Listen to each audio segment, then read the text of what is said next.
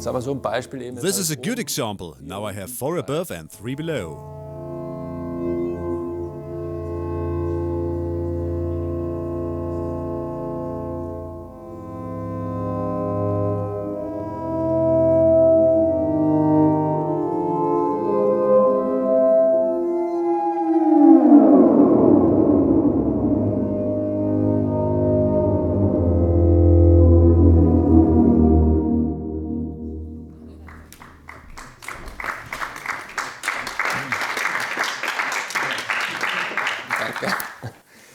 Thanks a lot and welcome to this workshop. I'm happy to be here that the museum invited me, because normally when I enter a museum I'm always a bit afraid because there is this glass case, the one with the instruments, and I'm afraid they will put me in there as well. Just because it's not very common that someone plays the Trautonium. I was educated in classical music, playing the classical guitar, and I studied the Renaissance lute. These studies taught me how to tackle all the problems arising when you want to get some music out of anything. Especially in the case of early music, you have similar problems. How do you play the fingering? How does it sound? What's the tempo? You have no idea at first because it was never written down. With the Trautonium, it's just the same. A lot of topics were not noted down because they thought everybody knew all about it anyway. This helped me a lot when I studied the Trautonium because I'm familiar with these problems. That's what makes it accessible to me. I have to admit that I take a very subjective approach. I approach the instrument differently than Oskar Sala, for example.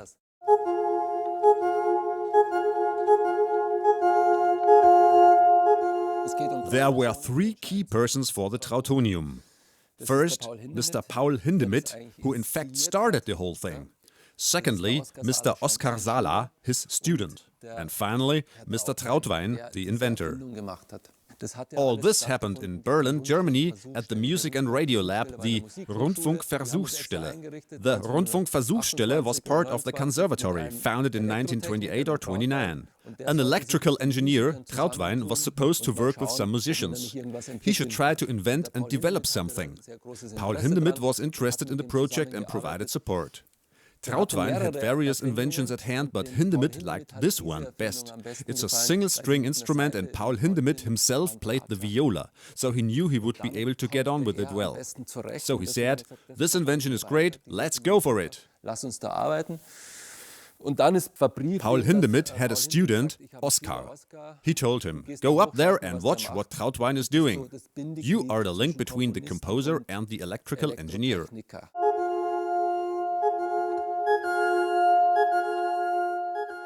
And here's the basic principle. I have a single string and a metal plate underneath. As soon as I make contact with the metal plate, I close a circuit and a sound is created.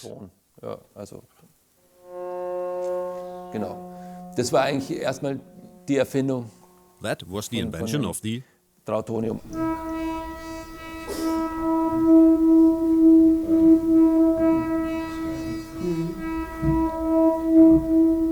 This is the principle behind it. That's the actual invention, this A-E-I-O-U.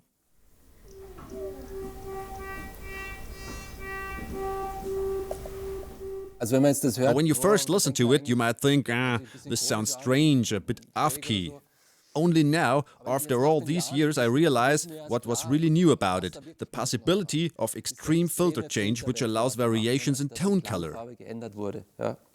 This was something extreme and very surprising, made possible only by them. They could reproduce A-E-I-O-U in the form of a very distorted sound. This is extreme, indeed, and was something truly shocking back then.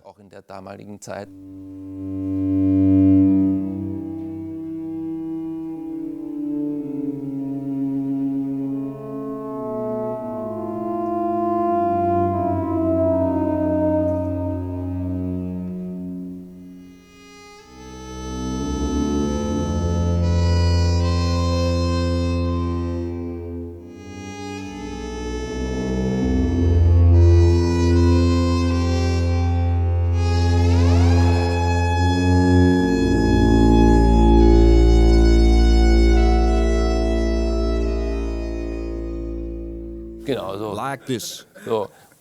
And now the filter changes again. I think this is great, the impression that the music itself is moving, including the frequencies and how it all becomes atonal and off-key.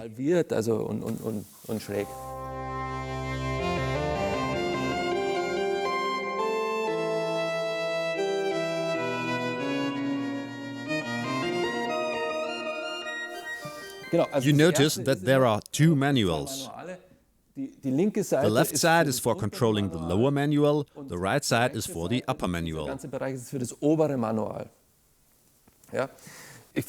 try to demonstrate this with one note. I make contact and there's the note. Electric circuit. Second step, the so-called support keys. The support key is only helping me to know where the tone is actually located. It's inserted like this, so you know white key indicates tone C.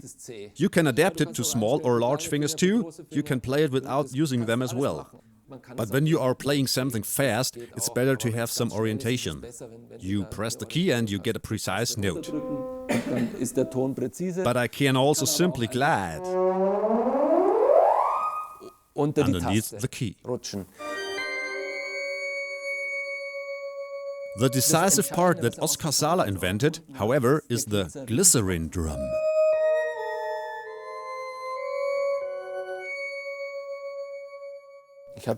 I'll give you an example for it.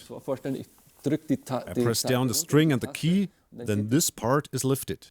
This is how the volume is created. I would say this is a very special sound, because it runs through this glycerin that's very special, and you can see it's something very delicate and frail. It breaks very easily. It's a great risk, but it's really important to me because I can play with maximum dynamic. Just like with any other instrument, I have the option to articulate to the extreme. And on top, I can turn the volume way down, of course, or I can turn it up. Well, that does the trick. I also play the works. There are some works by Hindemith for orchestra and Trautonium and some by Gensmer. The orchestra, however, has no chance. I'm a lot louder. At least when I'm playing with a powerful PA system. And this was exactly the original plan, that you can play louder too. This is extreme. I will not turn it up to the max now. I can play very brief notes, I can play portato, staccato, whatever. But it has this special sound. Some people don't like that at all. Once you've managed to get into it, it's a total different way of making music, and actually this was the idea behind it, you can say. This was decisive. I will not copy anything with this sound, but I invent a new tone that is moving. We have A, O, something in between the human voice and a violin, I'd say. But it's not about imitation, it was supposed to be something totally new.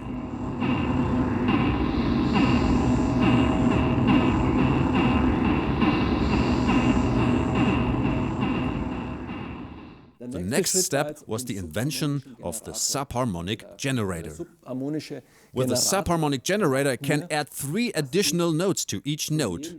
An inverted overtone or harmonic series is the undertone or subharmonic series. And that's why it's called the subharmonic generator. I'll show you. I can add variations to any tone with the aid of the filter. Now we have a tone. And I add the next tone. We have 2 tones, you can hear that very clearly. But it's hard to differentiate between the 2. So I sharpen one of the tones. And the other one I flatten a bit. Now I turn off one of them. We have the sharp higher tone and the lower tone flat. When I'm playing normally,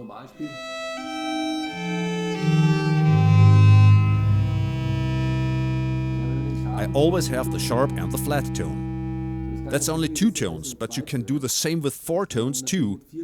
And on the other side,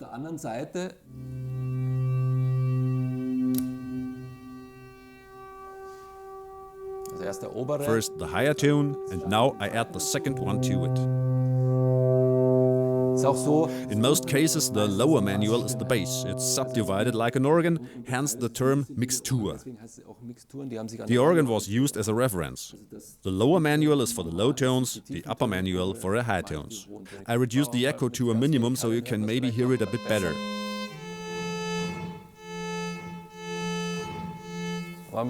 Now you can hear it clearly. We have one tone, and now I add the second one.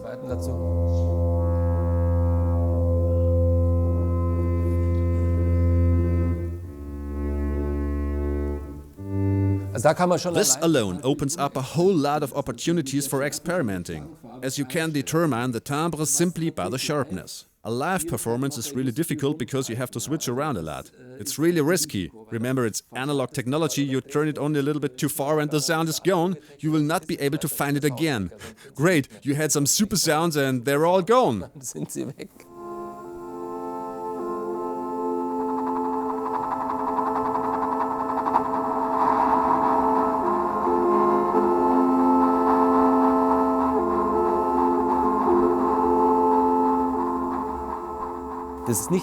That's due to the tuning. It's not well-tempered, but tempered. It's the overtones, the chords of nature. The thirds are not in tune. The octaves at some point are not in tune anymore either. This creates the characteristic sound of the Trautonium. Sometimes it does sound a bit off-key or out of tune. A given prerequisite they had to compose with and come up with ideas like when do I use a third to create a certain sound and so on. Extremely interesting. I'll show you. That's the first composition for the Mixtur Trautonium.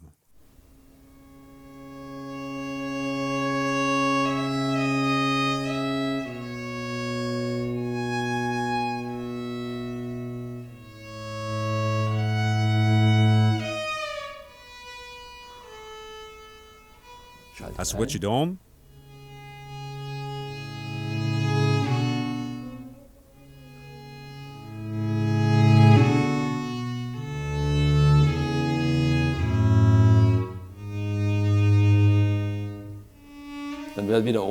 And then I switch it off again. You can hear it clearly when I play it slowly. When we are dealing with a fast piece, however,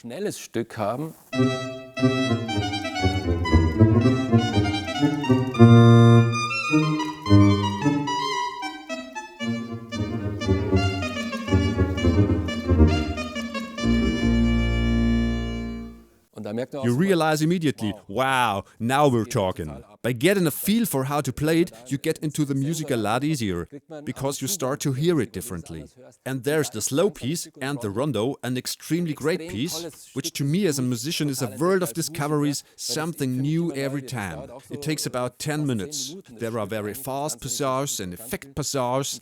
All of them are based on the composition, making use of these sounds and the ductus, that you have all options of articulations like in any other instrument. At a distance, close by, at a distance again, overlapping sounds and so on. This is what makes such a piece really exciting.